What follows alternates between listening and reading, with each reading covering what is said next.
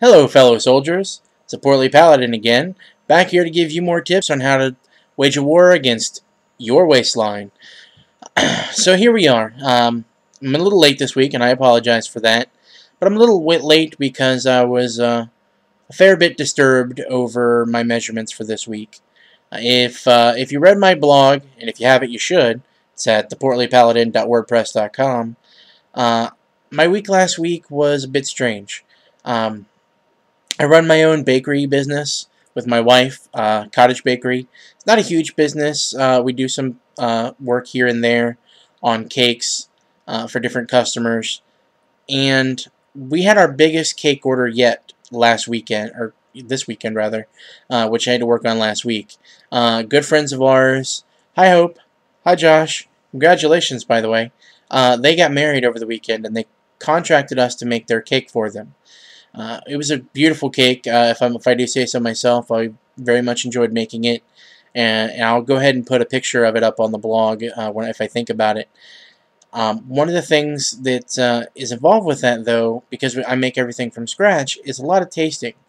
I made a lot of buttercream icing, a lot of cake mixes, a lot of tasting of finished cakes to make sure that everything turned out correctly. Over the course of the week, I had far, far too many points involved in tasting those cakes I made. To the point to where I was very afraid of eating the rest of the day because I had too many points already invested in my tasting. And I think that what happened was because I was afraid and I didn't eat, I actually ate far too few of points for the day, and my body kind of rebelled. For those of you who haven't really done their research, if you look into it, you'll find that when you eat too few calories in a day, your body kind of goes into protection mode, and it stores everything you're eating rather than burning it because it thinks it's not going to get very many more calories, much more fuel. So I think that's what happened in my case, is with that, and plus my water consumption. I was not drinking very much of this last week, mostly because I was getting a little bit too busy, and I wasn't thinking about it, that I needed to get something to drink, and I needed to drink more water. I was too busy with what I was doing, and kind of it went by the wayside. So as a result, I think what happened is my measurements, which I'm going to get to here in a moment, suffered. Now, most measurements, and I'll put these on the blog. I'm not going to waste time with it here. My bicep, bicep, chest, and waist didn't change from last week. They were exactly the same. My wrist barely went down by 1/8 of an inch. Neck again barely went down by 1/4 of an inch. But my legs, on the other hand, all four measurements, right and left legs, all increased from last week. I think what this is indicative of is, again, the water. Because I wasn't drinking enough water, it wasn't flushing my system fast enough, and the lymph fluid started to build up back again in my legs.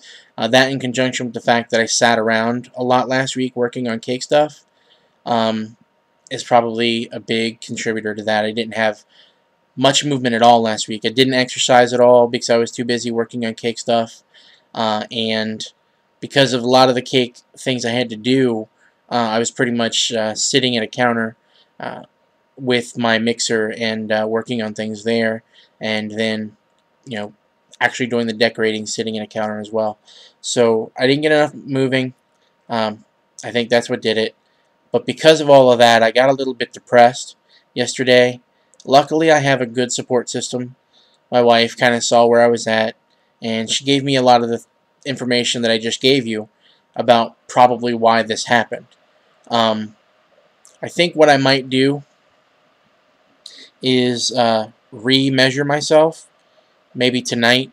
Today's Wednesday. It's a midweek thing, just to see if there's any difference, because I'm kind of back on track a little bit this week with things, and if there is a decent amount of difference between the two, I think that's what happened. So I think that's one of the good ways of getting past stumbling blocks like this, is to have that support system. So make sure if you're going to start this, you do have someone that can help you out in that way. So this is another tip for you. Now, I don't want to go over this week. I have a lot to talk about with some of these different things, so I'm going to get right into it. the next part. Cinco de Mayo was last week. I know it's a little bit past Cinco de Mayo now, but as a result, as a reflection of it being Cinco de Mayo, the recipes I've chosen to show you this week and that I'll put on the blog are all Mexican-inspired dishes. The first one here is what I call my quick taco soup. It's extremely easy. If you look at the card there, you see there's only a few ingredients. I've actually adapted it, excuse me, I've adapted it a little bit since I wrote this recipe down, so this isn't exactly accurate, but the point-wise is still the same. Basically, it's just a little bit of jarred salsa, some pre-cooked chicken, chicken broth or water with chicken base or chicken bouillon in it, salt, pepper, and taco seasoning, and it makes a great soup. It's very small in terms of cost, especially if you use water and chicken base. Canned chicken broth or stock can be a little bit more expensive than the equivalent amount of chicken base. You can buy a whole canister of chicken base for about $2 to $3, and that canister will make, it's usually around 50 cups of whatever broth flavor that you're buying. In this case, would be chicken.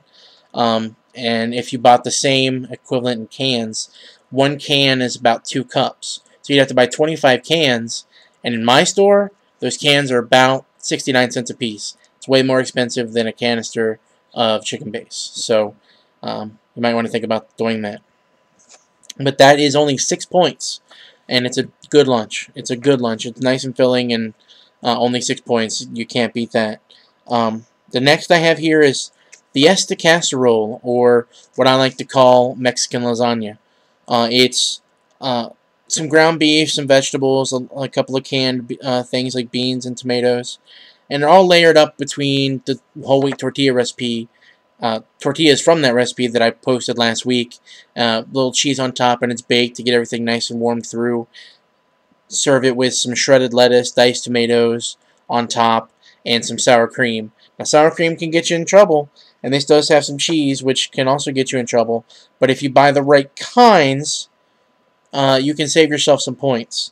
What I've written here is for the normal kind. If you buy normal, everyday shredded cheddar cheese and full-fat sour cream, and you make this recipe, it's going to be 12 points per serving. The recipe makes 113 by 9 pan, which I consider 4 servings. Because I generally, with the little shredded lettuce on top, that's plenty to fill me up. For maybe a normal person that's not quite as big as me, you might be able to pull 6 servings out of this. But for 4 servings, it's 12 points per serving. And that's again with regular cheese and full fat sour cream. If you buy like a lower fat cheese and a lower fat sour cream, it's going to drop your point totals by a few points, probably drop you down to like 10 per serving. Last, I've got here my chicken tortilla soup. It's a really good soup. It's also extremely easy because a lot of the ingredients are just cans. Just open the cans and pour them in. I'd say the most difficult parts in this recipe are cutting up the chicken, because I like to cut mine up into small dice and then simmer it in the actual broth. Or you can even cook it ahead of time and then chop it up, whichever is your preference. And then the tortillas that I turn into tortilla strips, slice them up into strips, put them in the oven until they get crispy, serve those on top, so you have kind of like a cracker element in your soup. So that's a good soup. Just actually had it this week, 2 different nights, and I'm probably going to have it for lunch today.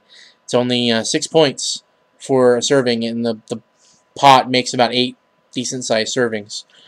So you might want to think about that. Now, going back really quickly to the quick taco soup that I mentioned at the beginning. The reason it's quick is it utilizes pre-cooked chicken. You can do that a couple different ways. You can buy, say, like one of those rotisserie chickens at your store and shred it up and put it in there. But what I like to do is when my local grocery store has boneless, skinless chicken on sale, I buy large packs of it. And when I buy large packs of it, I will pre-cook it. I'll either throw it on the grill. Usually I don't put intensive seasoning on it, usually just salt and pepper, because I don't know what I'm going to use it in. And I'll either grill it, or I'll do my normal cast iron sear into the oven, or just bake it off plain by itself, no extra oil or anything. And and then once it's cooled off, I'll either go ahead and cut it up and then freeze it, or just freeze it by its, solid by itself. I generally tend to like to cut it up ahead of time, either in strips or dice or shreds. I pretty much end up going with dice most of the time, and then throw it in the freezer.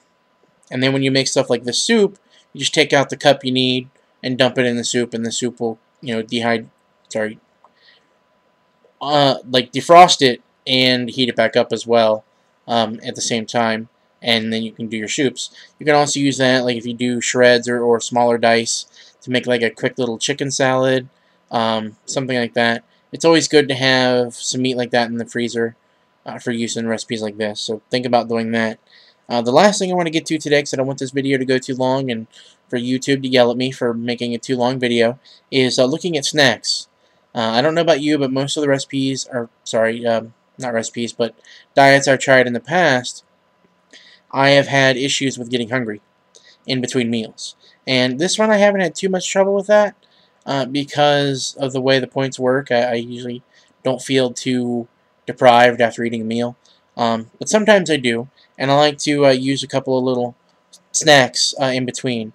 You can look online and Google low point or 1 point snacks or 0 point snacks for Weight Watchers on Google, and it'll give you a lot of great options.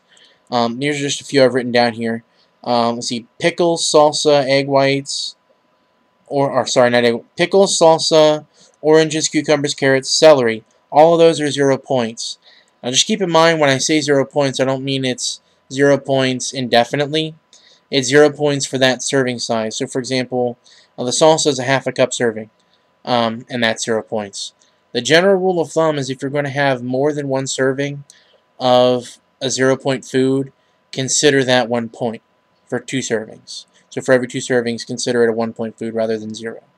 And then there are several 1 point snacks that I have here that are also very good. Like I was saying just a second ago, egg whites. 3 of those is 1 point.